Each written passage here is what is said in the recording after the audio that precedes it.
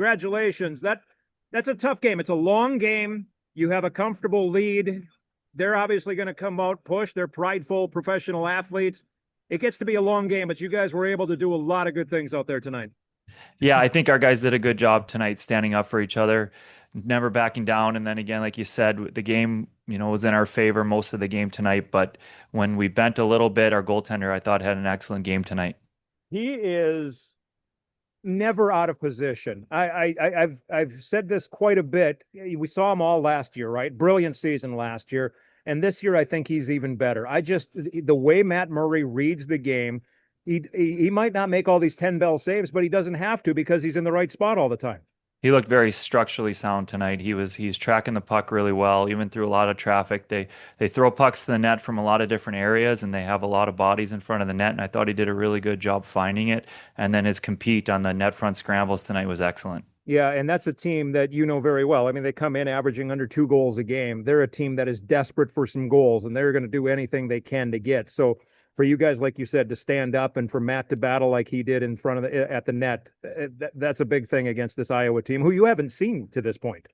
No, and like you said, we watch video on them, but you don't get a real feel for it till you're out there. And I think it held true.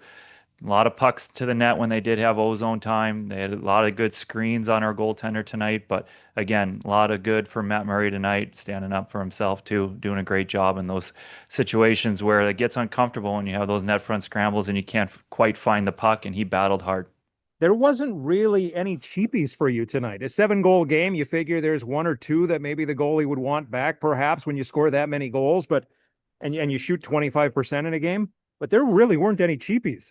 No, and that speaks to some of the things we've made a big focus on our team of creating more 5-on-5 goals, and I think that showed tonight. We did a good job creating offense, whether it be off the rush or some ozone play, D being active, getting pucks to the net, and our guys going to the net hard and getting rewarded tonight.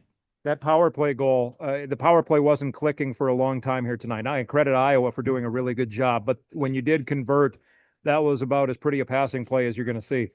Yeah, and our power play's been really, really good all year, so that kind of puts a mark on you. The other, Right. I know PK, when I coach the PK and we go up against another team's power play that's top in the league, you put a little bit of extra emphasis on it in your pre-scout. You really pay attention to the details. And like you said, give Iowa some credit. They did a great job holding the line strong and denying our entries. But in the end, we did a really good job finding that seam and Schaefer alone on the back door, putting it away. Tanner Molendijk with his first professional goal here tonight. Obviously, people are really looking for him in the NHL, in Nashville specifically. It's hard to remind everybody he's still a 20-year-old kid in his first year, and to finally get that first goal here tonight, I don't know if he's feeling pressure, but it was a great one. Yeah, and that's what we talk about a lot with our young guys, our forwards and our D. We have a lot of young guys that it's their first year, and it's a great thing that they're getting these opportunities, but there is some unfair pressure on these guys to perform and produce right away out of the gate. So we understand that as a coaching staff. We're kind of helping guide them. Obviously, when they produce, we get excited for them, but we also know that it is a process and they're going to grow with their game and they're only going to get better as they get more and more confident. And that goal tonight for Molly, who's been pushing, trying to find his offensive game at this level, I think that's going to help him moving forward. We talked a lot, Greg, you and I, Carl and I, about the response after the Saturday game in Henderson. And Henderson had a response after the Friday game. You guys, I think, responded. It's been a few days, but you responded well after that Henderson game. Yeah, it's funny. You hear a lot of hockey talk about that coming home after a road trip, having a little bit of a lull, but give a ton of credit to our guys right from the start of the game tonight. They were ready to go. They were ready to bounce back from our second game in Henderson, and the score shows it tonight. So, really great effort for our guys moving into the weekend.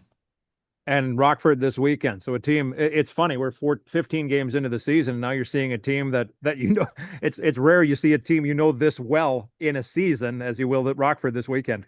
Yeah, all these games in our division, especially Rockford, Chicago, these teams that we've seen early, it's going to be a focus for us to, keep the foot going in the right direction, pushing towards these guys because all these points are so valuable, especially the interdivision games.